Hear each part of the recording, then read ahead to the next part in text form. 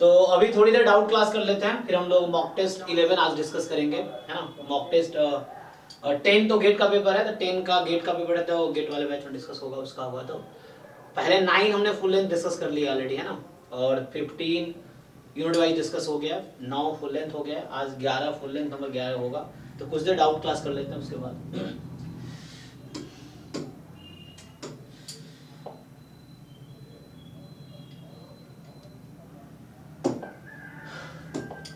चलिए, जो ग्रुप में है ना डाउट्स हैं उसको डिस्कस कर लेते, अगर है तो बताइए।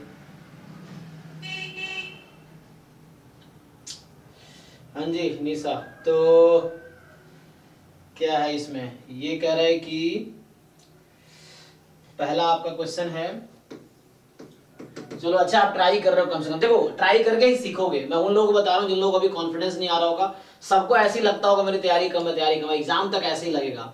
लेकिन एक चीज मैं अपने एक्सपीरियंस से बता देता हूँ, आप बस अपनी पूरी तैयारी करो। आप जितना एक्सपेक्ट कर रहे हो ना, अभी आपको जो लग रहा है उससे बेटर रिजल्ट आएगा। आपको लग रहा होगा इतने खराब आएंगे, लेकिन उससे बेटर ही आएगा, मैं बताता हूँ आपको। तो बस आप तैयारी करते रहो, जितना आप एक्सपेक्ट करोगे उससे ज्यादा अच्छा ही रिजल्ट आएगा। बस ये है कंडीशन, ये है कि आप प्रिपरेशन कंटिन्यू रखो, ये है।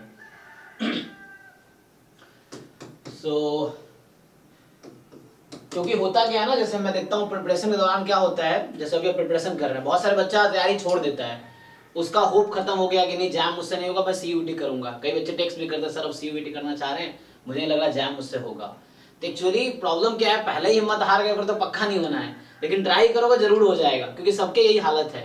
सेम आईआईटीज में जाओगे, वहां भी क्या होता है, जैसे तुम जानते हो आईआईटी बॉम्बे में सबका प्लेसमेंट होता है, आईआईटी कानपुर में लगभग सबका प्लेसमेंट होता है, कुछ लोगों को छोड़ के। तो ये पता है, कुछ लोग बाहर दिखाते हैं सबका होता है, लेकिन वहां तुम देखो तो 4-5 लोग छूट जाते हैं। ये वही लोग हैं जो प्लेसमेंट में बैठने से पहले ही हार मान जाते हैं, उनको ऐसा लगता है कि मेरा प्लेसमेंट होगा ही नहीं, तो फिर वो प्लेसमेंट में अप्लाई ही नहीं करते हैं। तुम कुछ लोगों को जानते हो, तुम लोग भी, जो आईआईटी से, कानपुर से या बॉम्बे से पढ़े, जिनका प्लेसमेंट नहीं हुआ है, ऐसे लोग को जानते होंगे। ये वही लोग हैं जो प्लेसमेंट में बैठने से पहले हिम्मत हार जाते हैं, या ट्राई नहीं करते हैं, या 2-4 जगह ट्राई करते हैं, 2-4 कंपनी में नहीं होता है, छोड़ देते हैं, फिर उनका प्लेसमेंट नहीं होता है। जबकि आईआईटी में हजारों कंपनियां आती हैं, तो अगर 10, 20, 30, 40 कंपनीज में अगर ट्राई करोगे तो किसी हो ही जाना है। लेकिन बच्चा क्या 1 या 2 कंपनी में ट्राई करता है, नहीं हुआ तो छोड़ देता है कि नहीं मेरा होगा ही नहीं। तो अभी भी ऐसे ही कुछ बच्चों का हालत है कि उनको लगता है कि मेरी तैयारी सही नहीं है, बाकियों की अच्छी है, तो छोड़ देता हूँ। तो ऐसा नहीं है, सबको ऐसे ही लग रहा है, यही सबको यही फील हो रहा है कि मेरी अच्छी नहीं, बाकियों की अच्छी है, और सोचो सब लोग यही सोच रहे हैं। एक्चुअली ऐसा कुछ नहीं, आप तैयारी करो, एग्जाम दो, एग्जाम के बाद डिसाइड होगा आपके क्या रैंक है, क्या मार्क्स है, उसके हिसाब से मिलेगा, है ना। और तैयारी बस करते रहो, क्योंकि ऐसा कोई अभी कोई क्राइटेरिया नहीं है डिसाइड करने के आप अच्छे हो, खराब हो, अच्छा आएगा मार्क्स, खराब आएगा। आप प्रिपरेशन करते रहो, आपके उम्मीद से अच्छा रिजल्ट आएगा, ये मान के चलो, मेहनत करते रहो, बस जितना कर सकते हो उतना ही करो, एक्स्ट्रा ऑर्डिनरी थोड़ी बनना है, जितना तुम्हारे हाथ में उतना ही करो, उतना ही काफी है, ये ठीक है ना। सो जो क्वेश्चन आपके पास है, बाइनोमियल 9,1/3, और y जो इन्होंने भेजा है पॉइसन 2, और आपसे पूछ रहा है कि what is the correlation coefficient of x plus y comma x minus y. ठीक, अब देखिए, तो सबसे पहले क्या करेंगे, कोरिलेशन है, तो हमें पता ही है क्या करते हैं, तो covariance x plus y comma x minus y. तुम जितने भी मैं डाउट क्लास कर रहा हूं, देखो तुम देखते हो क्वेश्चन में कैसे सॉल्व करता हूं, ऐसे नहीं मुझे सब आता है, मैं ट्राई करता हूं, सेम आपको भी करना है, कि जिस बच्चा अचानक क्वेश्चन पूछ रहा है, ऐसा नहीं मुझे सब आता है, ऐसा नहीं है, बट मैं ट्राई करता हूं, और ज्यादातर क्वेश्चन हो जाते हैं, कुछ क्वेश्चन नहीं भी होते, वो भी आपने देखे हैं, कुछ क्वेश्चन नहीं भी होते, कोई बात नहीं, परफेक्ट थोड़ी है ना, आप परफेक्ट ना हम है, कोई नहीं है परफेक्ट, तो सीखे, हम भी सीख रहे हैं, आप भी सीख रहे हैं, बस यही चीज है। तो बस आपको सीखते रहना है, और कुछ नहीं है। सो यहां से क्या होगा, covariance this upon root under variance x plus y into variance x minus y. ठीक है, तो ये हो गया कोरिलेशन का फॉर्मूला, यहाँ कोरिलेशन कोएफिशिएंट पूछ रहा है आपसे ना, ये है। अप्लाई करो, इसको ओपन करोगे तो क्या होगा, तो अगर मैं इसको अलग से ओपन करके बताऊं, covariance between x plus y x minus y, तो इसको ओपन करो, ये सिंपल लिनियरली ओपन कर सकते हो आप, इसको ऐसा लिख सकते हो, कोवेरिएंस बिटवीन x x फिर प्लस सर यही x प्लस वाई करके जो आता है ना, और x बाई वाई, इससे में आप ये नहीं हो पाता। क्यों, इसमें क्या दिक्कत है? ये फॉर्मूला है ना, एक्स एक्स फिर कोवेरियंस x के साथ आ गया माइनस वाई, तो ऐसा लिखो x ब्रैकेट में माइनस वाई, या उस माइनस को बाहर कर सकते हो तो एक हो जाएगा माइनस। क्या दिक्कत आता है इसमें? सम निकालने की जरूरत नहीं है, सम का डिस्ट्रीब्यूशन क्या है हम ओपन करेंगे फॉर्मूले से।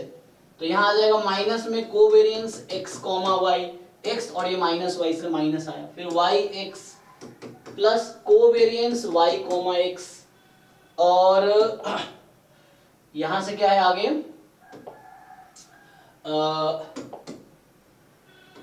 ठीक है ना, आगे क्या होगा, एक टर्म बच गया x x x Y Y x और माइनस है, तो कोवेरियंस वाई कोमा वाई ये है। अब आपको क्या करना, आपको पता है कि कोवेरियंस बिटवीन एक्स एक्स जो है that is a variance x, ठीक है ना, ये यही है वेरिएंस एक्स, और ये तो माइनस है, ये प्लस है, कट जाएगा क्योंकि एक्स वाई के बीच का कोवेरियंस एंड वाई एक्स के बीच का कोवेरियंस इक्वल रहता है, so covariance X Y Y X are equal, cancel हो गया। अब बचे माइनस में वेरिएंस y।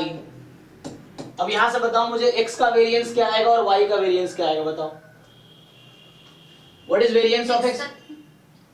x का 3 और y का 2। वो मीन बता रहे हो तुम, वेरिएंस। अच्छा यस सर। वेरिएंस बाइनोमियल में क्या होता है, npq। सर x का 2 होगा और y का 2 0 हो जाएगा। पॉइजन का, हाँ तो देखो अब कोवेरियंस x 0 आ गया, तो ये न्यूमरेटर वाला टर्म 0 आ गया, तो 0 अपॉन समथिंग क्या होगा, 0। तो यही आंसर है इस क्वेश्चन का। देखो क्या किया मैंने, 0 आंसर है ना। यस। बस। नेक्स्ट क्या है, नेक्स्ट तो जैम का क्वेश्चन है, ये सब तो कम से कम कर पाओ, इसलिए मैं कहता हूं पीवाई क्यू ढंग से करो। ये तो पीवाई क्यू का है, ये जैम 2005 में और गेट 2014 में, मतलब 2014 गेट में आया हुआ है ये, और जैम 2005 में आया हुआ है, सेम क्वेश्चन है। तो ये सब तो कम से कम कर पाओ, पीवाई क्यू क्यों कहता हूं करो, ताकि वहां से कॉन्सेप्ट कलेक्ट करो, सेम क्वेश्चन तो है तो आपको सीखना है, तो पीवाई क्यू ढंग से करो। देखो ये एक्स वाई दोनों बता रखा है, आईआईडी स्टैंडर्ड नॉर्मल है, तो यही तो सीखना है आपको। तो और देखो पीवाई क्यू देखते गए कितनी बार भी कर दो, ठीक है, तुम्हें पता चल गया कैसे होगा, लेकिन जैसे ये क्वेश्चन आया तो ये पता कब कर पाओगे तुम, जब तुमने खुद से ट्राई किया हो, बिना किसी हेल्प से खुद से सॉल्व करने की कोशिश की हो, तुम्हें समझ आ गया हो क्या कॉन्सेप्ट है, तब जाके कर पाओगे, है ना। तो इसलिए कहता हूं कई बार करने से क्या फायदा होता है, कम से कम पहली बार नहीं समझ आया, दूसरी बार नहीं, तीसरी चौथी बार में तुम्हें अच्छे से समझ आ जाएगा कि इसके पीछे कॉन्सेप्ट क्या है, क्या प्रोसीजर हो रहा है, ऐसा क्यों हो रहा है, ये सब समझ आने लगेगा। तो यहाँ पे जो पूछा है पहले तो ये देख लो, x माइनस वाई, मैं डायरेक्टली कर रहा हूं, तो x माइनस यहां से जो होगा ना, x माइनस वाई का डिस्ट्रीब्यूशन होगा नॉर्मल 0 2, और x प्लस वाई का डिस्ट्रीब्यूशन भी होगा नॉर्मल 0 2। तुम्हें पता होना चाहिए कैसे, क्योंकि ये इंडिपेंडेंट है तो मीन वेरिएंस निकालना है बस। और तो इस से इसको √2 से डिवाइड कर देंगे तो ये नॉर्मल 0 1 हो गया, और इसको भी √2 से डिवाइड कर देंगे तो नॉर्मल 0 1 हो गया। तुम्हें जो पूछ रखा है देखो ध्यान से, तो पूछ रखा है एक्सपेक्टेशन ऑफ, तो x फर्स्ट वर्ड का x माइनस वाई का जो है नॉर्मल 0 2 कैसे हुआ जी, अब आपको मीन निकालना पड़ेगा इसमें, तो x माइनस वाई का मीन निकालिए, क्या होगा, मीन क्या होता है, E X minus E Y, mean operate करो इस पे, तो E X minus E Y हो जाएगा, तो ई एक्स का भी मीन 0 वाई का भी 0, तो मीन इसका 0 हो गया। अब इस पे वेरिएंस लगाओ x माइनस वाई का, तो यहाँ फॉर्मूला है variance of x minus y, तो ये सब फॉर्मूले कलेक्ट करने पड़ेंगे ना आपको, अगर इनिशियली आप देख रहे हो तो you have to do what, देखो तो ये फॉर्मूला है ना variance of a x plus b y वाला, तो ये ए स्क्वायर वेरिएंस एक्स, तो ये सब यही तो याद आना चाहिए एग्जाम, यही तो है जब क्वेश्चन देख रहे हैं तो हमें याद आना चाहिए कौन सा थ्योरी अप्लाई करनी है, ये चीज है। जब आप बुक में ये फॉर्मूला पढ़ते हो आपको लगता है कि आता है, लेकिन जब क्वेश्चन आ रहा है तो आपको ये समझ नहीं आ रहा वो यहाँ लगाना है, तो प्रैक्टिस करके आएगा, तो सीखने की जरूरत है। Plus 2ab covariance between x y, लेकिन ये इंडिपेंडेंट है तो कोवेरिएंस 0 है, तो यहाँ से इसको ब्रेक करो, इसको मैं ऐसा लिख सकता हूँ जो आपको क्वेश्चन में पूछा गया ना, देखो इसको ऐसा लिख सकता हूँ। सो ये हो गया जो क्वेश्चन में पूछा, मैंने क्या किया, √2 से डिवाइड कर दिया, खाली √2 से ऊपर नीचे डिवाइड कर दिया। अब ये नॉर्मल 0 1 का square, chi square 1, chi square 1। सो ये नॉर्मल 0 1 इसका स्क्वायर, काई स्क्वायर 1। ये नॉर्मल 0 1 है, इसका square, chi square 1, chi square 1 upon chi square 1। तो ये कहीं ना कहीं F11 बन गया।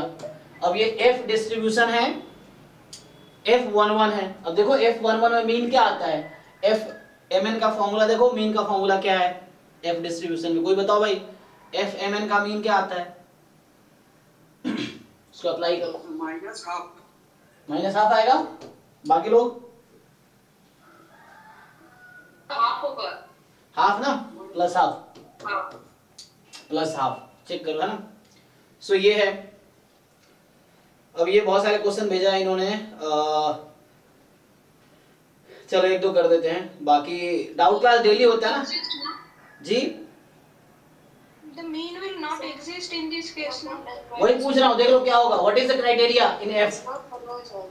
अच्छा एक मिनट, तो तुम लोग कैसे बता रहे हो आंसर भाई, क्वेश्चन क्या था, एक मिनट। हाँ F11 आ गया ना, तो F11 में कंडीशन होता है कि Fmn कब एग्जिस्ट करेगी, क्या कंडीशन है वहां पे?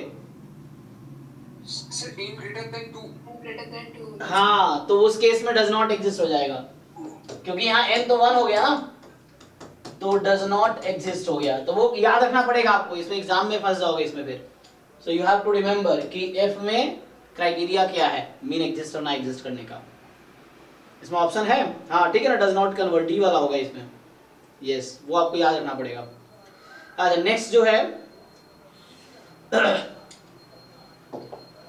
कि पहला क्वेश्चन क्या है इनका, सपोज x इज, ये तो बस सिंपल क्वेश्चन है, मतलब कैलकुलेशन बेस्ड है, लेकिन x यहाँ पे है आपका बाइनोमियल 10,1/2 और y है बाइनोमियल 11,1/2। एक्स वाई इंडिपेंडेंट है, दे आर इंडिपेंडेंट। और पूछ क्या रहा है, so what is the probability x less then y, ये आपसे पूछ रहा है। तो अब क्या करना होगा, you have to collect the pairs की वैल्यूज क्या क्या होंगी, क्योंकि यहाँ x का जो सपोर्ट है 0 1 2 अप टू 10 होगा और y का सपोर्ट है 0 1 2 अप टू 11, ये है। अब आपको पेयर बनाने होंगे, इसमें इंडिपेंडेंट है ना, so like you can make pairs. अब यहाँ से अप्रोक्सीमेट करना सही रहेगा, तो लेकिन n तो बदला रहे हैं, तो x माइनस वाई क्या हो जाएगा, है ना, मतलब ऐसे कैलकुलेट करोगे तो टाइम टेकिंग, बट किया जा सकता है, इजी है। फॉर एग्जांपल जैसे इसमें क्या क्या favourable outcomes you have to choose. अगर मैं पेयर बनाऊं जैसे x0 y1 फिर 0, इस तरह सारे वैल्यू आ जाएंगे। सो एक ऐसा काम कर सकते हैं सी, तो यहाँ हो जाएगा when x is 0 y strictly more than 0, यही रहेगा, अलाउड है क्योंकि x more than y, x अगर आपने 0 फिक्स किया सो y क्या होगा, ये तो समेशन में करो वो भी कर सकते हैं। एक केस हो गया, तो ऐसे करके थोड़ा लंबा नहीं हो जाएगा ना, y more than 1, सो इससे थोड़ा प्रोसीजर लेंदी हो जाएगा कि लाइक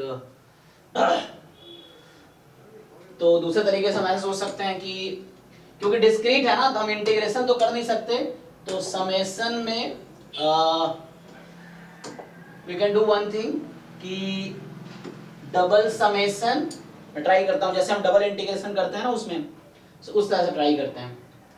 सो यहाँ पे आएगा probability x is equal to small x and comma y is equal to small y joint PMF। अब यहाँ सपोर्ट देखते हैं, y का सपोर्ट स्टार्ट हो रहा है x2, y कहाँ तक जाएगी 11 तक, but not x because equality नहीं है। सो इक्वलिटी नहीं है तो नॉट x, तो x प्लस 1 से स्टार्ट होगा because they take integer values, so equality तो है नहीं, तो means they will start from next value than x, तो x प्लस 1 से 11 तक। अब x की वैल्यू 0 से लेके 10 तक, अब इसको सॉल्व करना पड़ेगा, तो समेशन x फ्रॉम 0 टू 10, अब इसको this is they are independent है ना, so we can break into marginal PMFs, सो यहाँ से आ जाएगा समेशन, अभी रहने दो, y बराबर x प्लस 1 to 11। अब ये प्रोबेबिलिटी x बराबर x into y is equal to y ऐसे करना पड़ेगा, तो तुम लिख सकते हो, है ना। 10 चूज x, हाफ की पावर 10 हो जाएगी, और दूसरा आ जाएगा प्रोबेबिलिटी y, मैं अलग अलग कर दे रहा हूँ ना, सिंस दे आर इंडिपेंडेंट, तो मैं क्या कर रहा हूँ, सिंस दे आर इंडिपेंडेंट, तो joint can be written as product of marginals, तो ये आ गया। एंड y बराबर y लिख रहे हैं, तो क्या होगा, 11 चूज y, 11 सी वाई, हाफ की पावर 11। अब ये सॉल्व करते हैं आपको। सो पहले तो ये दोनों बाहर निकाल लो, हाफ की पावर 21 बाहर आ जाएगा। अब 10 चूज x का काम यहाँ पे है, तो अभी x आपका 0 to 10 है, रहने दो। अब ये summation 11 choose y and y start with x plus 1 to 11। अब मैंने इसको सॉल्व करना है ना। सो जो हाफ से ज्यादा ये भी आ गया, हाफ से ज्यादा ये भी आ गया, तो उस केस में क्या होगा, सम, इसका भी तो कुछ वैल्यू है, so this is some positive number, ठीक है, this is some positive number, इसकी वैल्यू भी निकाली जा सकती है easily, x is equal to x, y is equal to x, तो वहां से फाइंड किया जा सकता है क्या आएगी वैल्यू। एंड है ना, जैसे 10 चूज 1, 11 चूज 1, ऐसे कर करके वैल्यू निकाल सकते हैं आप, क्या होगा, क्या होता है फॉर्मूला, तो उसमें तो एग्जैक्टली वैल्यू इसकी फाइंड किया, तो दिस इज पॉजिटिव नंबर, तो इसका मतलब इन दोनों का सम क्या होगा, this is some positive number ना, तो sum of these two obviously will be strictly less than 1, क्योंकि ये तो पॉजिटिव है, so sum of these two will be exactly less than 1, और ये दोनों अप्रोक्सीमेटली तुम आंसर अगर फाइंड करने की कोशिश करो, अप्रोक्सीमेट करने की कोशिश करो, so you will see they are somewhat close होगा, बहुत ज्यादा डिफरेंस नहीं आएगा इन दोनों में, क्योंकि क्या कर रहे हो, x more then y, y more than x, तो कुछ ही नंबर का डेटा पॉइंट का इधर होगा, चूंकि हाफ हाफ ही है तो ये दोनों लगभग क्लोज होगा, तो इसका 2 टाइम अगर मैं अप्रोक्सीमेटली मान लो अभी समझने के लिए इक्वल p और p समझियो, तो 2p लेस देन 1 होगा, तो p less than half, individually both will be less than half, because ये दोनों कहीं ना कहीं क्लोज आंसर आएगा, नॉट एग्जैक्टली सेम आएगा, क्योंकि चूंकि यहाँ पे डिफरेंट है, अगर ये सेम होता तो आंसर फिर एग्जैक्टली इक्वल आता है इसका, अगर ये दोनों इक्वल होते 10 और 11 है ना, यहाँ इक्वल रहता, बट 10 थोड़ा सा गैप है, तो थोड़ा सा डिफरेंस आएगा आंसर का, so by that way this will be less than half, this will be less than half, ऐसा हो पक्का ही है, तो डायरेक्टली यहाँ से हम देख सकते हैं, इतना कुछ करने की जरूरत नहीं पड़ेगी, है ना, इस तरह से है। सर वो पीवाईक्यू में ऐसा क्वेश्चन था ना, उस पे ही बेस के हाँ हो सकता है उसके लिए बनाया हो, एक क्वेश्चन इसमें पीवाईक्यू में है, वहां पे इफ यू सी 2014 में है शायद, यस, वहां पे कुछ 2NCN का यूज किया था हमने, तो उसी बेस में, हाँ एक क्वेश्चन अच्छा 15 टीम ने है ना, वहां भी उन्होंने यही कोशिश किया है, क्योंकि वैसे कैलकुलेट करेंगे बहुत टाइम लगेगा वहां भी, तो बोला था x less than 15 less than half होगा, x more than 15 more than half होगा, this question is in JAM PYQ, तो उसी कॉन्सेप्ट पे कुछ कोशिश किया है, तो वहां भी मैंने इसी ट्रिक का यूज किया था कि डेटा पॉइंट 0 to 16 लिख दिया था, आई थिंक बाइनोमियल 15 था या 16 था, जो भी था, तो उसी पे है, तो individually this will be less than half for sure, आप चाहो तो वेरीफाई कर सकते हो, बिकॉज दे आर 3 नंबर्स ना, 3 non zero numbers are there, this is positive and these two are approximately they will be close to each other, not very different। Sir वो तो point tossing का एक problem था ना, तो वो n+1 और n वाला था ना, so less than half ही होगा, इतना डिस्कस वेरीफाई करने के लिए, you can verify but in exam you can guess, जैसा लग रहा है ना, वो जो क्वेश्चन, ठीक है, अभी इसको वो करो, आगे आते हैं, तो इनका जो नेक्स्ट क्वेश्चन है, ठीक है ना, so you can approximate using this way also, अब चाहो तो एग्जैक्ट वैल्यू भी निकाल सकते हो, कैलकुलेटर यूज करना चाहो देख लो, अदरवाइज रफली अप्रोक्सीमेट करना पड़ेगा, कुछ तो करना पड़ेगा। अब क्वेश्चन तो बहुत सारे आ गए, टाइम हमारे पास कम है, तो अभी देखते हैं नेक्स्ट क्वेश्चन, एक एक क्वेश्चन सॉल्व कर लेते हैं डिफरेंट लोगों का, फिर इनका रह गया फिर कल डिस्कस करेंगे, कोई दिक्कत नहीं है, अगर रह गया ना आज तो या आज 9 to 11 डाउट क्लास रख सकते हैं, आज क्या है 2020 का डाउट है ना, तो वो लोग जो गेट में तो कुछ ही डाउट होंगे, देखता हूँ मैं इन्फॉर्म कर दूंगा अगर होगा तो।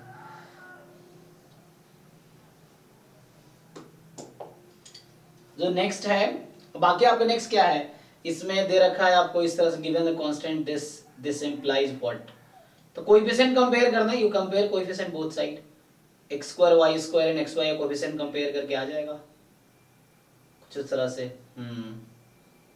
लेकिन थोड़ा डिफिकल्ट हो सकता है।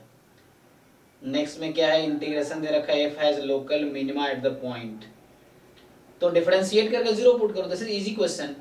ये जो कैपिटल fx वाला है 0 to x,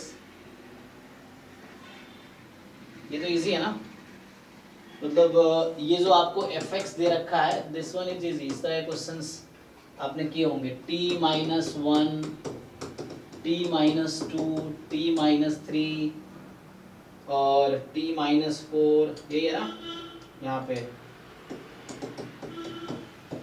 इसका डिफरेंशिएट करो आप f dash t f dash x, तो you will get x minus 1, x minus 2, x minus 3, x minus 4, यही आएगा।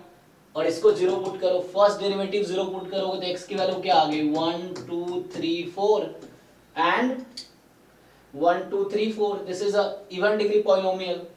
तो यहाँ मैं क्या कर रहा हूँ, साइन स्कीम बना रहा हूँ, 1 2 3 4, sign scheme for f dash x। So यहाँ पे जब x 4 से बड़ा कोई नंबर लोगे इसमें, so you will get positive, negative, positive, negative, positive. You check.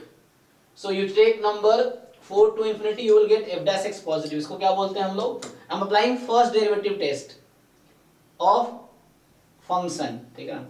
Not sequence series. तो इसको बोलते हैं sin scheme for f dash x. Sin scheme for f dash x. So f dash x का sin scheme है। अब तुम खुद ही यहाँ देख के बता दो, आप लोगों को पढ़ा होगा first derivative test. What is the point of maxima? क्या होता है मैक्सिमा? इंक्रीज कर डिक्रीज कर रहा हो, तो यहाँ पॉजिटिव से नेगेटिव हो रहा है, पॉजिटिव से नेगेटिव हो रहा है, बस। सो 1 and 3, और क्या है, कुछ और है इसमें? तो यहाँ पूछा क्या है, 0 to 4, और कोई पॉइंट आएगा इसमें? अच्छा वो भी दे रखा है ना, एक मिनट यहाँ ध्यान नहीं दिया।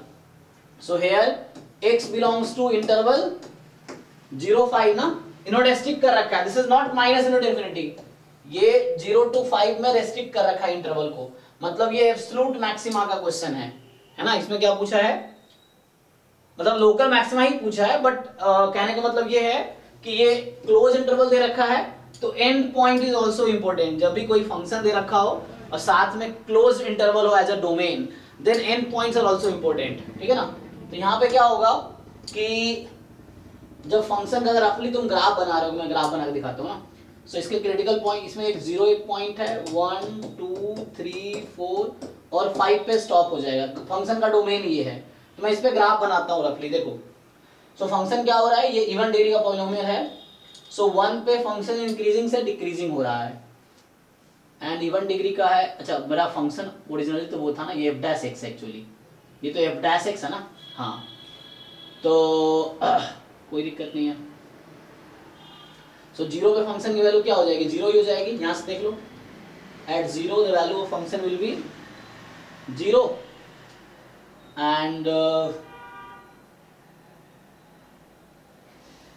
1 क्रिटिकल पॉइंट है, तो 1 पे इंक्रीज हो रहा है, फिर डिक्रीज हुआ, तो रफली इस तरह से 2 फिर 3 फिर 4 क्या है, पॉइंट ऑफ मिनिमा है, एंड 5 पे क्या हो रहा है, 0 से 5 करोगे, इंटीग्रेट करके देखना पड़ेगा क्या आएगा।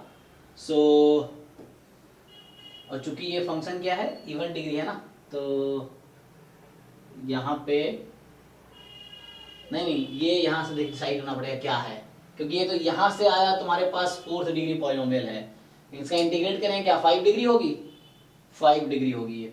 सो मतलब अभी ये 4th डिग्री पॉलिनोमियल का इंटीग्रेशन है, जैसे x4 का इंटीग्रेशन करते हैं तो क्या होता है, x की power 5/5। So this is 4th degree polynomial f dash x, fx will be 5 degree polynomial, odd degree polynomial है, तो ये इधर जाएगा और इसका कहीं ना कहीं एक ये इधर जाएगा। This is the graph of this function, ये फंक्शन है ना, इसका ग्राफ आ गया x fx। चेक कर लो, किसी को डाउट है तो पूछो। So these are critical point 1 2 3 4, ठीक है ना। अब हो क्या रहा है, यहाँ पे 0 पे फंक्शन की वैल्यू 0 है, तो डोमेन इज रेस्ट्रिक्टेड हेयर, ठीक है ना, डोमेन इतना ही है फंक्शन का, you don't have to look out, है ना।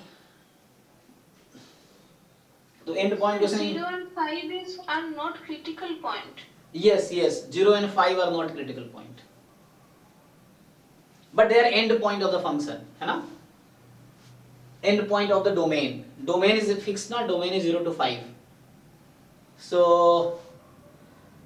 तो फंक्शन में अटेंड मिनिमम वैल्यू एट 0 और at 5 may be, but not sure ना। हाँ, 0 पे तो पक्का है कि at 0 we are sure that f0 is 0, so 0 है ना, so we see there that f0 is 0 directly because 0 to 0 integration is 0, ये आ जाएगा। एंड अब क्वेश्चन ये है 5 पे कुछ भी हो सकता है, 5 पे ऐसा कुछ फिक्स नहीं है, सो देखना पड़ेगा 0 to 5 इंटीग्रेट करके देखना पड़ेगा क्या आता है, बट ये है। तो मिनिमा कहाँ कहाँ मिल रहा है, सी 2 पे और 4 पे तो पक्का मिल रहा है ना। At 2 you are sure it has minima, at 4 it has minima, minima local minima का मतलब क्या है, compared to the its neighborhood it attains the lower value than the neighborhood points, so 4 के neighborhood point का lower value है, 2 के neighborhood का lower value है, 0 के neighborhood में क्या होगा, तो left neighborhood domain में है ही नहीं, right neighborhood के corresponding it will have minimum value है ना। if you see some point right to it, then the value at 0 is minimum or lower than the value in the right neighborhood of 0, so यहाँ से minima 0 पे है, चलेगा, no problem. तो 0 to 4 is fine, check करो, because local minima क्या definition है, a point in the domain which attains the smallest value in its neighborhood, global का मतलब in the whole domain, whole interval, but local means in the neighborhood। ठीक है, it's fine. Science की member बता दीजिए। हाँ, science की actually you just class 12th में there is a topic maxima minima, ठीक है, you just go through it, it is important because this is important concept. And in the deciding maxima और minima we have to test, like in sequence series we have very different test, especially in series, to test whether series is convergent or divergent. So in case of maxima minima we have two tests mostly, है ना, one first derivative test and second derivative test. This is one variable calculus, this is for one variable calculus, and first derivative test and second derivative test, है ना। So here is what कि like you have fx, you find f dash x and put it 0, so f dash x is 0, then you will get some critical point, let's say c1 c2 c3, for example we have 3 critical point, maybe 4 5 6 1 only, I assume 3 critical point, then what we have to do in the first derivative test, we have to make a sign scheme for f dash x, sign scheme for f dash x means you have to decide in which interval f dash x is positive, in which interval f dash x is negative. So like you have 3 critical point c1 c2 c3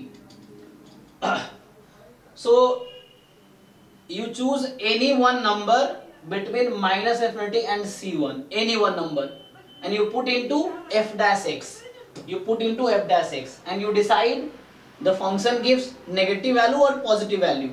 Since you know f dash x is 0 on these points, so any point you choose on the number line other than c1 c2 c3, the function will produce either positive or negative, it will never produce 0 because c1 c2 c3 are the point where f dash x is 0, so on the other point f dash x will be either positive or negative, okay, so you have to decide whether what is the sign of the interval inside, sorry, sign of f dash x inside this interval. तो बताओ, जैसे मैं मान लेता हूँ suppose it is negative, let's say may be you can write positive, just explain कर रहा हूँ इसलिए I assume it's negative, suppose this sign is positive, suppose this sign is negative and suppose is again negative, if it happens, so like we choose any number between this number to infinity, any x you take and put into f dash x and see what sign it gives, it gives positive or negative value of f dash x.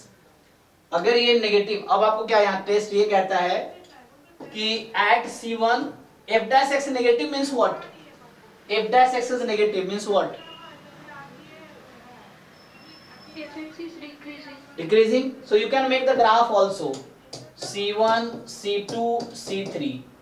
So function is decreasing in the interval minus infinity to c1. So till c1 function is decreasing. Let's say this roughly.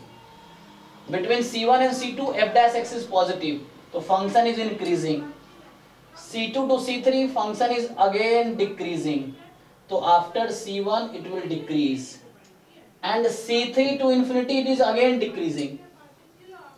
Write this. So this is the point of minima, this is point of maxima, local minima, local maxima, and this C3 is the point of inflection. Point of inflection. Why? A critical point which does not produce maxima or minima is critical point. So C3 is a critical point which will not produce, which will produce neither maxima nor minima. So the critical point which will give neither maxima nor minima is the inflection point. So this is the inflection point. C3 is inflection point, C1 is the point of maxima, C2 is the point of minima. The rule says at a critical point if f dash x changes its sign from negative to positive, then it is point of, sorry, negative to positive, I think मैंने गलत बोला है ना, negative to positive मतलब minima है ना, decreasing to increasing. So function is decreasing to increasing, so it will have local minima. Okay. अगर किसी critical point पे f dash x changes its sign from positive to negative, f dash x changes its sign from positive to negative, then it is the point of maxima, positive to negative. Yes, this is the rule. If f dash x does not change its sign at a critical point, then that critical point is the point of inflection.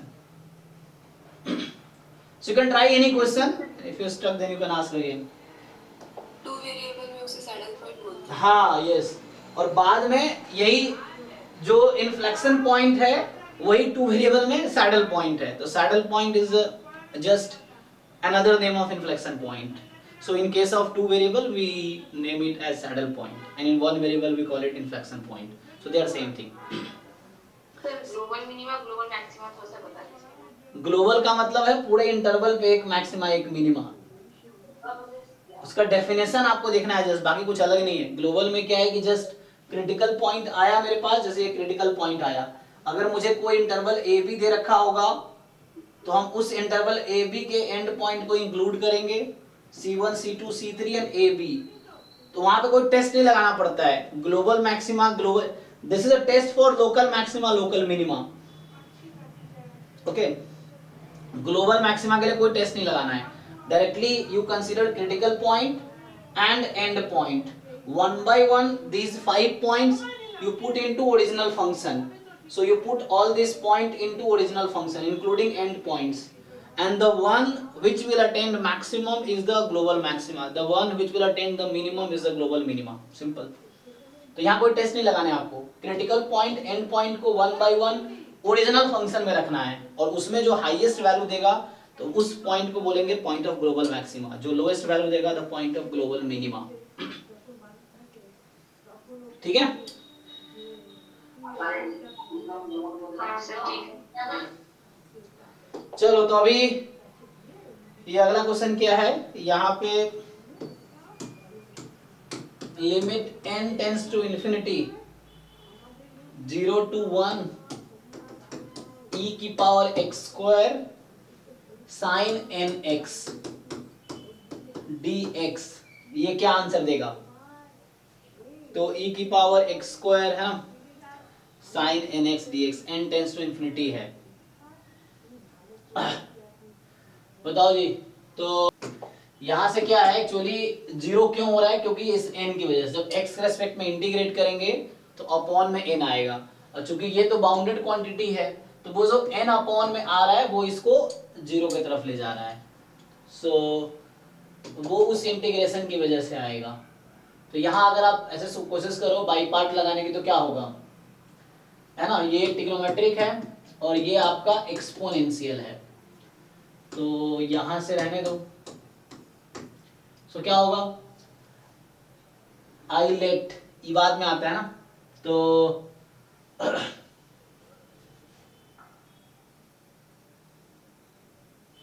बोलो क्या करें. तो यहां से sine nx बाहर, integration of e की power x square dx अभी रखते हैं ऐसे ही, माइनस साइन एन एक्स का डेरिवेटिव क्या होगा, सो आ जाएगा एन कॉस एक्स, साइन का derivative cos n cos x. अच्छा तो यहाँ से तो उल्टा लग रहा है, करना पड़ेगा, नहीं तो रूल रिवर्स करना पड़ेगा, नहीं तो इसको ब्रेक होगा। अगर रूल रिवर्स करें यहाँ पे तो साइन बाहर जाएगा, e की पावर एक्स स्क्वायर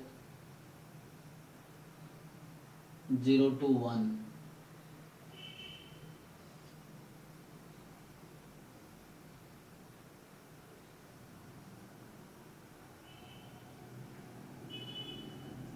कुछ तो करना पड़ेगा इसमें।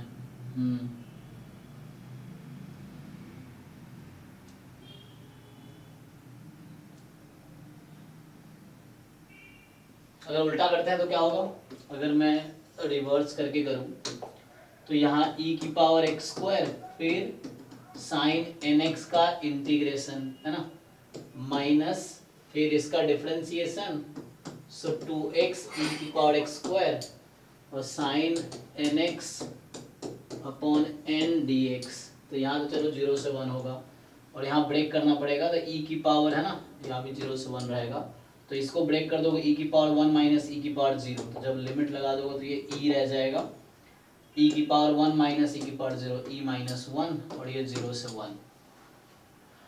अब ये बचा तुम्हारे पास, तो यहाँ तो चलो इंटीग्रेशन कुछ भी हो ये 0 पे चला जाएगा, मेन इसका काम बचता है, ठीक है ना। देखो ये तो अभी जैसे यहाँ पे क्या है, अब ये 2x e की power x square sine n x है, तो हमें लिमिट लगाना है सीधा, तो इसका 0 to 1 है और ये नॉन नेगेटिव ये बाउंडेड क्वांटिटी है, तो n टेंड्स टू इंफिनिटी पे ये वाला टर्म 0 हो गया, तो ये वाला टर्म 0 हो गया, तो यहाँ से क्या बचा, limit n tends to infinity. अब बस तुम्हारे पास e-1 क्यों आया था, हाँ इंफिनिटी में कैसे 0 आएगा, मतलब वो तो सर मतलब sin nx मतलब sin x by x limit x tends to 0 तब वो 1 होता है। अरे उल्लू, ये कोई फिक्स बाउंडेड नंबर है, समथिंग अपॉन इंफिनिटी कितने होता है, अच्छा 0, ये कोई 0 से 1 के -1 से 1 के बीच का नंबर है, तो कुछ भी हो हमें क्या ही फर्क पड़ता है, अपॉन इंफिनिटी है तो 0 हो गया, ये है, मतलब ये समझ लो ये n बाहर आया तो 1/n 0 into some quantity, integration का कुछ आंसर आएगा नॉन जीरो, तो 0 हो जाएगा। और यहाँ पे देखो e-1 साइन nx का इंटीग्रेशन तो कितना होगा, साइन का integration minus cos nx by n, ठीक है ना, 0 से 1। अब फिर से सेम लॉजिक लग जाएगा, ये cos n माइनस 1 हो जाएगा, n टेंड्स टू इंफिनिटी होगी तो ये क्वांटिटी भी 0 आ जाएगी, तो एट द एंड क्या हुआ, ये तो 0 है ही, इसको ब्रेक कर लो चाहो तो लिमिट लगा लो, तो ये होगा x की जगह 1 रखेंगे तो cos n माइनस cos 0 1 हो जाएगा अपॉन n, तो इस n की वजह से ये 0 हो जाएगा। तो यहाँ एक्चुअली रूल कौन सा काम किया, बाई पार्ट से हुआ है, ठीक है ना। एक बार फिर से देख लो क्या किया मैंने, बाई पार्ट लगाए और वो आइलेट वाला रूल नहीं लगाया, उससे काम नहीं हुआ। तो हमने क्या किया, इसको हमने बाहर किया पहले, फिर इसका इंटीग्रेशन माइनस फिर जो बाहर किया उसका डिफरेंशिएशन, उसका इंटीग्रेशन, यही मैंने लिमिट डायरेक्टली यूज कर लिया। तो ये e-1 क्यों हुआ था, क्योंकि जो e की पावर एक्स स्क्वायर है इसकी लिमिट 0 to 1, तो ये बनेगा 0 to 1 में ये बनेगा ना, और यहाँ 0 to 1 इस पे लगा दिया। अब इधर ये हमारे पास था, इसका डेरिवेटिव किया था, ये है, अब ये है कि n बाहर आ जाएगा, ये n बाहर आ जाएगा, 1/n बन गया, ये n बाहर आके 1/n बन गया। अब ये कोई फाइनाइट क्वांटिटी आएगी इंटीग्रेट होके, कुछ भी आए, और ये साइन बाउंडेड है तो 1/n ये 0 हो गई। फिर यहाँ पे साइन nx का इंटीग्रेशन हुआ upon n tends to infinity हुआ तो ये 0 हो गई, तो फाइनली ये 0 हो गया। तो यहाँ पे हिंट क्या था, मतलब अप्रोच क्या है, by parts, so by parts लगाए और उससे हो गया। और ये चूंकि n टेंड्स टू इंफिनिटी को यूज करना है तो कहीं ना कहीं n को बाहर निकालना, तो उसके लिए साइन का इंटीग्रेशन करना पड़ेगा, तो इसलिए u इसको लिया और v इसको लिया, तो u ये है बाहर आया और v ये हुआ, हो गया, ठीक है ना, एटलीस्ट सॉल्यूशन हो गया, ठीक है। इस तरह से एक्सपेरिमेंट करना पड़ेगा क्या क्या कर सकते, बाय पार्ट्स का रिवर्स कर सकते हैं, हाँ हाँ कोई दिक्कत नहीं है, अपनी नीड के हिसाब से कर सकते हैं। वो जो आइलेट बनाया गया है वो हमारे कंफर्ट के लिए बनाया गया है, इजी के लिए, बट जरूरी नहीं कि उसको ही फॉलो करना है, अगर आप कर सकते हैं। वैसे कोई रूल जैसे एनसीईआरटी में तो लिखा भी नहीं है आइलेट वाला रूल, ये तो बाकी बुक्स में जो रेफरेंस बुक जो लोग बनाए उन्होंने अपने कंफर्ट के लिए वो फॉर्मूला बनाया गया, आप वैसे यूज करो। आपके हिसाब से आप जिसको चाहो यूज, जिससे इजीली आंसर आ रहा है that is fine, no problem. Okay sir. ये आइलेट वो मैंने एनसीईआरटी पर उसमें आइलेट रूल दिया है भी नहीं एनसीईआरटी में, ये तो बाहर वाले लोगों ने बनाया हुआ है ये, ताकि थोड़े बच्चों का कैलकुलेशन इजी हो। बट बहुत से ऐसे क्वेश्चन मैंने देखे जहाँ रिवर्स करना पड़ता है, क्योंकि वैसे आंसर नहीं आएगा, जैसे यहाँ पे है ना, क्योंकि हमें मेन रोल साइन को इंडिकेट करने का था, तो यहाँ पे उससे वो लिमिट का काम होगा, वरना लिमिट फिर लगा ही नहीं पाएंगे, तो इसीलिए कोई प्रॉब्लम नहीं है, वी कैन रिवर्स अपने हिसाब से। ओके ठीक है, जिसका आंसर तो आ ही गया। तो किसके रह गया क्वेश्चन अब? राघवेंद्र, क्या है? सपोज स्टेटमेंट ई ऑफ, यहां आपको कह रहा है कि एक्सपेक्टेशन जो है x प्लस ए का इनवर्स, ये कुछ फॉर्मूला है आई थिंक, ये डायरेक्ट ना उससे प्रोबेबिलिटी जनरेटिंग फंक्शन कुछ यूज करके आता है। पीजीएफ का है सर ये। हाँ, बट पीजीएफ सिलेबस में तो है नहीं हमारे। सर पीजीएफ दे दिया सर, उसमें क्वेश्चन में दे दिया सर ये। हाँ, क्योंकि ये डायरेक्टली पीजीएफ का फॉर्मूला है प्रोबेबिलिटी जनरेटिंग फंक्शन का, तो सर लेकिन उसमें भी सर कंडीशन ये रहता है ना, ये expectation of 1/x plus a equal to 0 से 1, सर पीजीएफ रहता है वहां पे, पीएस रहता है, पीएस। हाँ तो वही तो है यहाँ पे, जीटी उसने उसी को तो दिया है। जीटी क्या है आपका? देखिए आगे जीटी एक्सप्लेन किया है ना, एक्सपेक्टेशन टी की पावर x, ये क्या होता है टी की पावर x? सर पीजीएफ का होता है। हाँ पीजीएफ है ना, तो वहां क्या होता है? ठीक है ना? हाँ सर।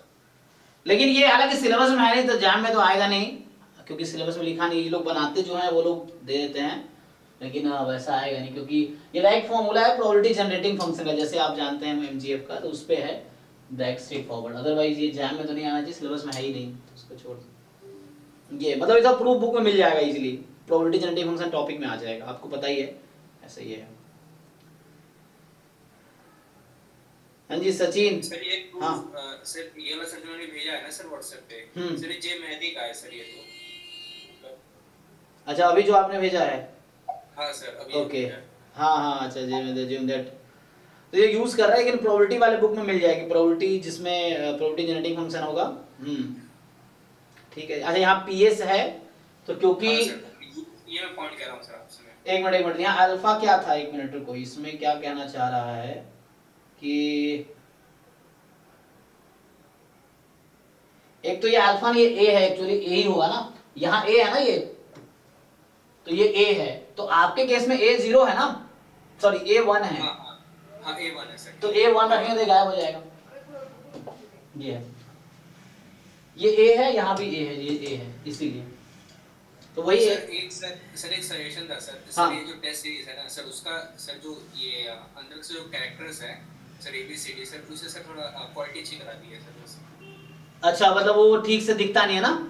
हाँ सर, जैसे यही आप नहीं देख रहे हैं सर, बहुत सारे क्वेश्चन में सर ऐसा ही है। हाँ जैसे A यहाँ पे एक A है, एक अल्फा है, एक सुनो प्रोफिटिंग वाले जो लोग है ना, ये ठीक से काम नहीं कर रहे हैं, उनका ही दिक्कत है। मैंने अभी टेस्ट चेकिंग दोबारा करवाना शुरू किया है, वो बोलते हैं ठीक है दोबारा सही रहेगा, हाँ क्योंकि वेरिएबल ठीक से दिखे तो समझ सर आएगा। क्वेश्चन तो सर बड़ा रहता है, लेकिन सर जो मेन पीडीएफ से जो वेरिएबल रहता है ना वो सर छोटा। अच्छा उसका साइज इंक्रीज होना चाहिए, ओके ठीक है, उसका मैथ टाइप में लोग टाइप करते हैं, ठीक है मैं बोलता हूँ कर देंगे तो ठीक है।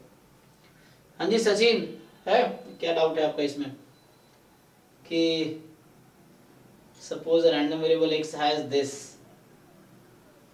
तो ABCD रियल कांस्टेंट है, y cos x है, तो y मोर देन हाफ, तो y cos x रख दो, cos x more then x more then cos inverse half, और वहां से देख लो क्या हो रहा है, cos इनवर्स हाफ कितना, तो 1/4 आंसर आ जाएगा। इस कितना आ रहा है, मोर देन है ना, तो इसमें तो कुछ है ही नहीं, मतलब ये यहाँ से y मोर देन हाफ है, तो cos x more than half है प्रोबेबिलिटी, और यहाँ से क्या आ जाएगा, cos जो है cos 0 कितना होता है 1, और cos क्या CDF में लिखा है, क्या 2 पाई तक लिखा है इन्होंने, 0 से 2 पाई, तो cos 90 0 हो जाता है ना, cos पाई -1 हो जाता है, ओके बाद में तो रिपीट ही कर रहा है, 2 पाई तो ये 0 पे 1 है,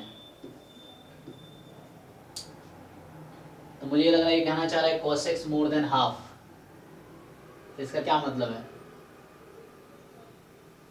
मोर देन हाफ, ये तो x की वैल्यू क्या होगी? या तो इस एंगल होगी, ये तो वन साइड से आंसर लाया होगा, क्योंकि यहाँ पे क्या किया होगा इसने, बनाए जो क्वेश्चन है ना, इसने ये मान लिया होगा cos इनवर्स हाफ, और इसने क्या किया है, so probability x more then cos inverse half कितना होता है, मतलब एंगल क्या आएगा, cos 30 1/2 60, पाई बाई 3। और ये 1 minus C D F at π/3, और इसने ऐसा सी डी एफ बनाया है कि 0 से π/2 में 1/4 है। तो आंसर लाने के लिए तो ले आएंगे, तो ये 0.75 आ गया, मतलब 1 minus C D F at π/3, तो 1 माइनस 1/4, तो यहाँ से आपका 0.75 आ गया। ठीक है, सो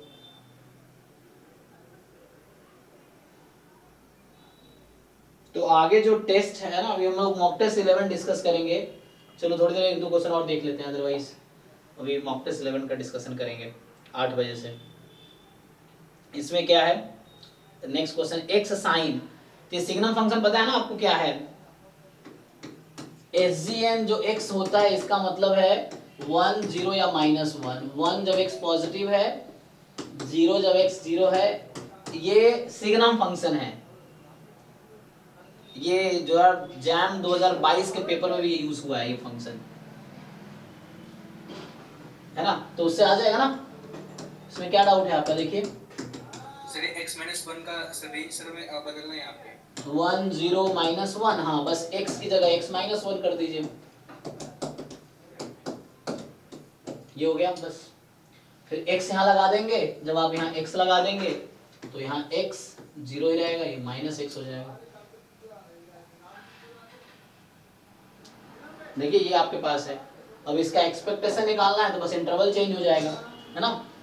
तो जैसे आपको एक्सपेक्टेशन निकालना है x signum function of x-1 का, तो हमें इंटरवल कैसे ब्रेक करना होगा, ये 3, तो इसका तो जरूरत नहीं है, इसकी ज्यादा इंपॉर्टेंस नहीं है, मेन इन दोनों की इंपॉर्टेंस है।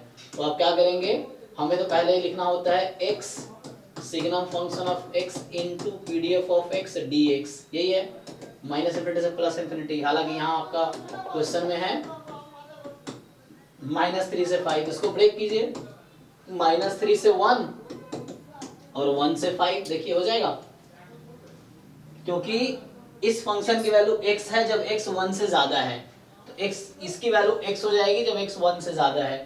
तो x और पीडीएफ क्या था आपका, पीडीएफ रख दो जो भी है, 1/8 है, सो 1/8 dx, और यहाँ पे जो दूसरा वाला है यहाँ -x हो जाएगा, -x इंटू 1/x dx। अब इंटीग्रेट कीजिए तो हुआ क्या, मतलब इसकी वैल्यू 1 हो जाएगी, यहाँ x-1 था, तो इसकी वैल्यू 1 हो जाएगी अगर x मोर देन 1 है तो, और इसकी वैल्यू -1 हो जाएगी अगर x लेस देन 1 है तो, अकॉर्डिंग टू दिस।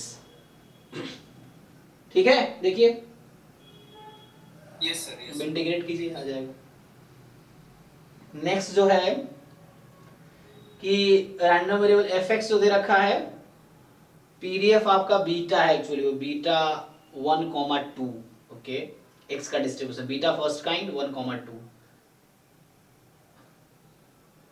अच्छा, y रैंडम वेरिएबल दे रखा है इस तरह से, fy cdf है y का, तो which of the following is true. तो इसमें क्या ट्रांसफॉर्मेशन, इस तरह क्वेश्चन हमने किए हैं क्लास में, हालांकि मतलब विदाउट क्लास में किए हैं। तो इसका जो अप्रोच हम यूज करते हैं, आपको क्या निकालना है, इसमें क्या निकालूं मैं, मीन निकालना बहुत आसान है, और सीडीएफ निकालने के लिए टोटल प्रोबेबिलिटी यूज करेंगे यहाँ पे। बताइए इसमें क्या कैलकुलेट करूं, सीडीएफ निकालूं या मीन निकालूं,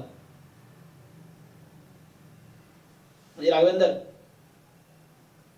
देखो क्वेश्चन आप, हाँ सर, हाँ क्या फाइंड करूं इसमें, सर देखो मीन निकालना बहुत आसान है, जो मीन आपको दे रखा है, सो मीन के लिए हमें कुछ नहीं करना है, ट्रांसफॉर्मेशन करने की जरूरत नहीं है, मीन तो इजीली आ जाएगा। सर मेरे को इसका पीडीएफ भी समझ में नहीं आ रहा सर, ये fx लेंगे सर फिर y में चला गया। हाँ, क्योंकि y का पीडीएफ निकालना है ना, नहीं नहीं, पीडीएफ नहीं है, y एक रैंडम वेरिएबल है जो x पे डिपेंड कर रहा है। y एक नया रैंडम वेरिएबल, ये कुछ ऐसा है, y बराबर gx, ऐसा है कुछ, और अच्छा, सर। gx ये है। ट्रांसफॉर्मेशन का क्वेश्चन है ये, ट्रांसफॉर्मेशन ऑफ रैंडम वेरिएबल। और सर वो जो fx है सर वो y सर वो x का है, ये ना? fx pdf x का, हाँ ये जो fx x है ये pdf x का, pdf of random variable x दे रखा है। तो ऑप्शन में आपसे y का आपसे cdf पूछ रहा है, या देख लो है ना, और pdf cdf मीन पूछ रहा है, तो आपसे पूछ रहा है cdf निकालो मीन निकालो, इस तरह से पूछ रहा है आपसे वो। सर इसमें सर जब इसका एक्सपेक्टेशन सर निकालेंगे, एक्सपेक्टेशन ऑफ y जी तो सर इसको सर ब्रेक करना पड़ेगा ना सर 1/2 से। हाँ यस, फिर से वही जो पिछले क्वेश्चन में जैसे था सिग्नम वाले में, सेम यहाँ पे, क्योंकि यहाँ ब्रेक हो रहा है ना, आपका इस क्वेश्चन में ऐसे ही था, x मोर देन 1 के लिए ये है, x लेस देन 1 के लिए, मतलब x लेस देन 1 हो गया ये x मोर देन 1 हो गया, तो ब्रेक किया हमने, सेम यहाँ भी करना पड़ेगा कि 0 से हाफ में ये इसको मल्टीप्लाई करेंगे और हाफ टू 1 में इसको मल्टीप्लाई करेंगे। जैसे अगर मैं ey निकाल रहा हूँ तो इसका मतलब है y gx है, तो gx into pdf of x dx।